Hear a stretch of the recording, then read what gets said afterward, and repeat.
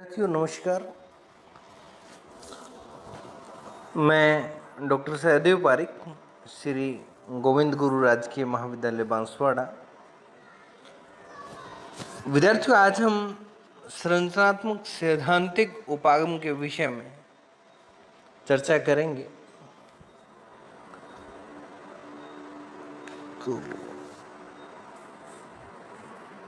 आपके संरचनात्मक और सैद्धांतिक उपागम का जो प्रारंभ है वो भारत में लुई डूमा की पुस्तक होमो हायरार्किस, जो कि 1970 में प्रकाशित हुई थी, से माना जाता है। संरचनात्मक सैद्धांतिक उपागम का मुख्य रूप से विचारधारा यानी कि आइडियोलॉजी और द्वंद्व, रूपांतरक, परक संबंध और तुलना आदि केंद्रीय विचारों पर अपना ध्यान केंद्रित करता है। और ड्यूमा ने जाति की प्रमुख विचारधाराओं में उच्चोच्च परंपरा को देखा है और जातियों के द्वंद्व को उन्होंने पवित्र और अपवित्र नामक अवधारणाओं के द्वारा देखना है या देखा है। संपूर्ण उच्चता और निम्नता की व्यवस्था जो कि एक जाति व्यवस्था में पाई जाती है, उसका केंद्रीय आधार शुद्ध यानी कि पवित्र और अपवित्र की अवधारणाएं हैं, जबकि पश्चिमी समाज में स्त्रीकरण का आधार जो है वो समानता को माना गया है। संरचनात्मक सैद्धांतिक उपागम का जो मूल्यांकन हम करें तो उस मूल्यांकन में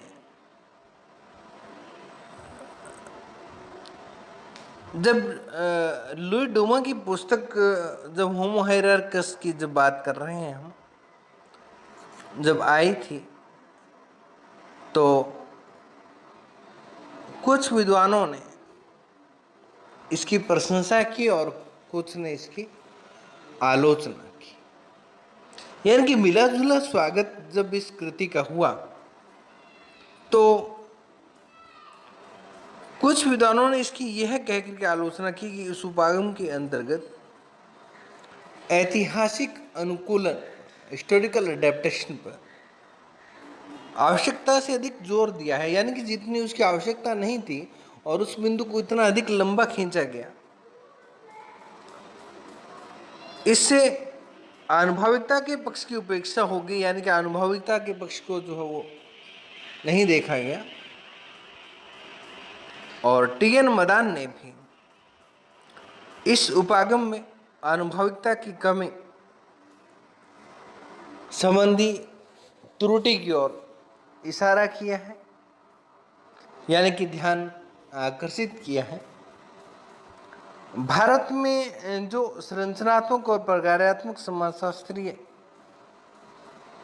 अध्ययन जो हुए हैं, आज उन अध्ययन की विशेषताओं के माध्यम से इस उपागम को और अधिक स्पष्ट करेंगे।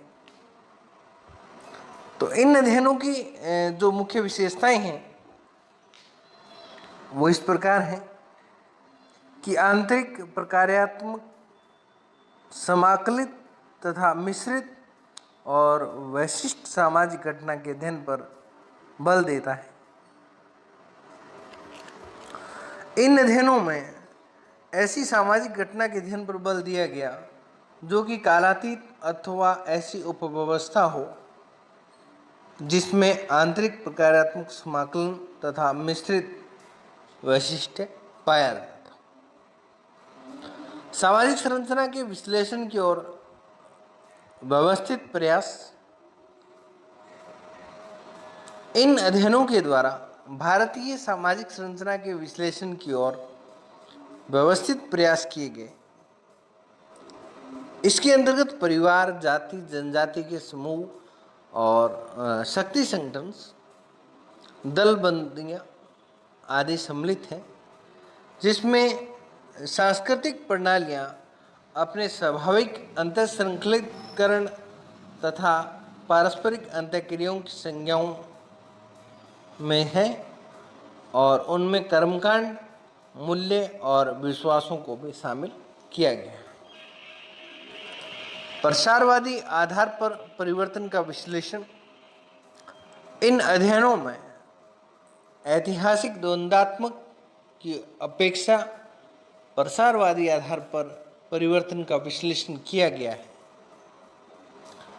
और प्रसारवादी आधार पर परिवर्तन के विश्लेषण में यह अनुमान किया जाता है कि सामाजिक परिवर्तन विरोधी शक्तियों तथा यदाकदा होने वाले असंतुलनों और विषमताओं के द्वारा क्रियाशील होने की अपेक्षा अधिकतर संचयी और आत्मवर्णीय लक्षण को प्रकट करता है और सामाजिक घटनाओं का गहन विश्लेषण।